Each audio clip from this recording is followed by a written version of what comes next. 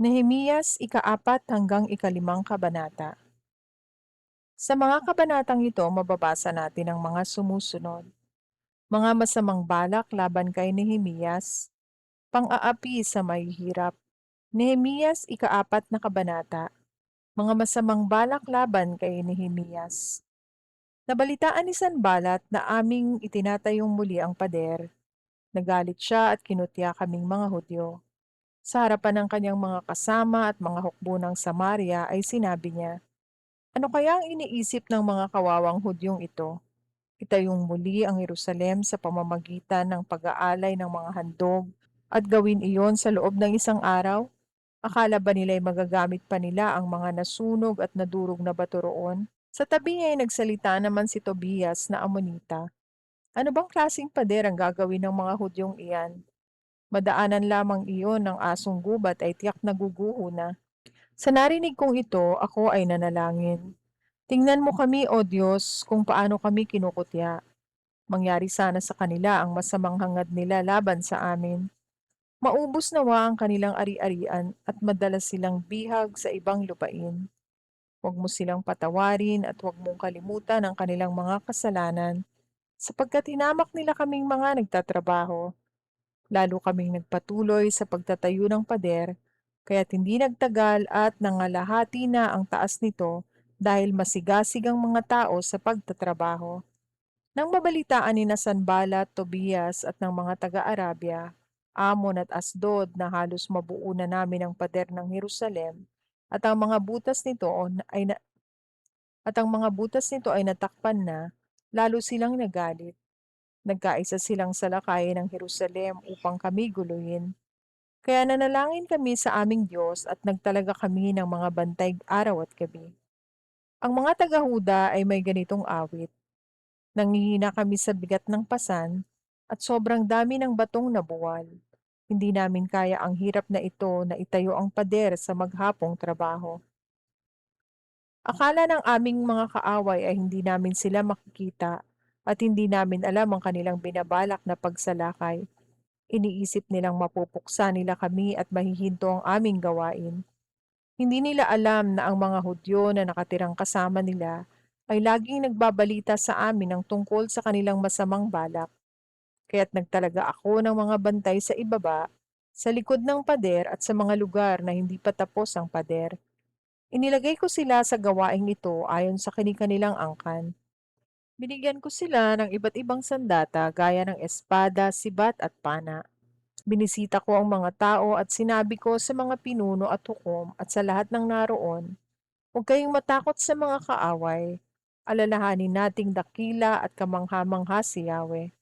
Ipagtanggol ninyo ang inyong mga kababayan, ang inyong mga anak, inyong mga asawa at mga tahanan."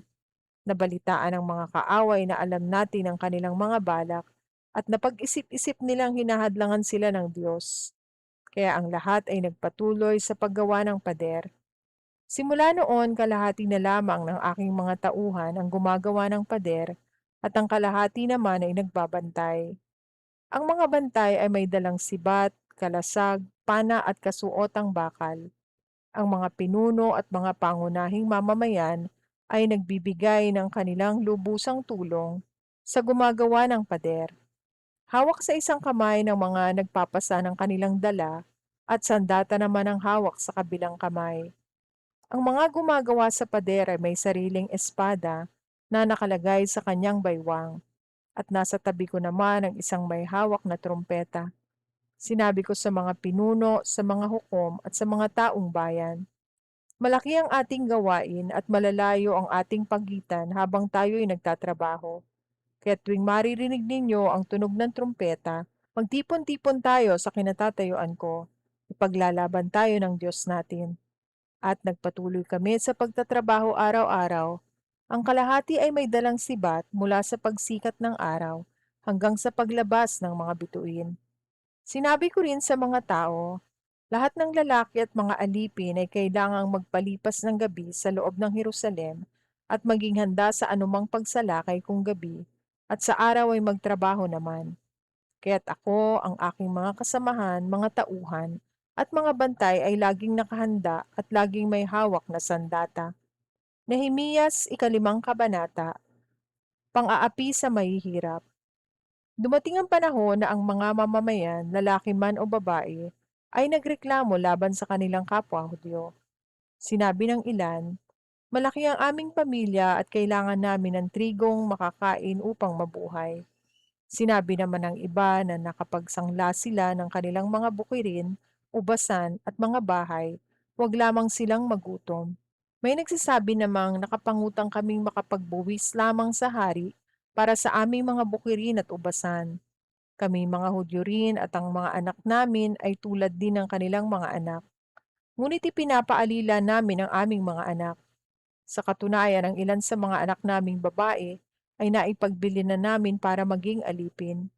Wala kaming magawa sapagkat ang aming mga bukirin at ubasan ay kinamkam na sa amin. Labis akong nagalit nang marinig ko ang mga reklamong ito. Nagpasya akong harapin ang mga pinuno at mga hukom.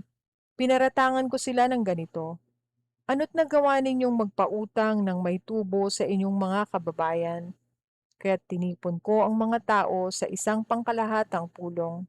Sinabi ko, sinikap nating mapalaya ang ating kapwa Hudyo na naipagbili sa ibang bansa. Ngayon na may kayo ang nanggigipit sa kanila upang ipagbili ang kanilang sarili sa inyo na mga kapwa nila Hudyo. Hindi makapagsalita ang mga pinuno. Mali ang inyong ginagawa, patuloy ko. Dapat kayong matakot sa Diyos at gumawa ng mabuti upang hindi tayo hamakin ng mga pagano. Ang mga kababayan nating nagigipit ay pinahiram ko na ng salapi at pagkain. Ganoon din ang ginawa ng aking mga kamag-anak at mga tauhan. Huwag na natin silang pagbayarin ng interes ng kanilang pagkakautang. Ngayon di ibalik ninyo ang mga bukirin at ubasan sa mga may utang sa inyo, pati ang kanilang mga taniman ng olibo at tahanan. Ibalik din ninyo ang naging interes ng perang ipinahiram ninyo, gayon din ang mga trigo, alak at langis na ipinahiram ninyo sa kanila. Ibabalik namin ang lahat ng iyon sa kanila, sagot nila. Hindi na namin sila sisingilin. Tutuparin namin ang hinihingi mo. Ipinatawag ko ang mga pari at pinanumpa sa harap nila ang mga pinuno upang tuparin ng mga ito ang kanilang pangako. Ipinagpag ko ang aking kasuotan at sinabi ko, ganyan nawa ang gawin ng Diyos sa mga ari-arian ng mga taong hindi tumupad sa kanyang pangako. Ipagpag din sana silang tulad nito at maghirap. Lahat ng naro ay sumang-ayon at sinabi, mangyari nawa ang sinabi ninyo. Pinuri nila si Yahweh at tinupad ng mga tao ang kanilang pangako. Si Nehemiyas ay hindi makasarili.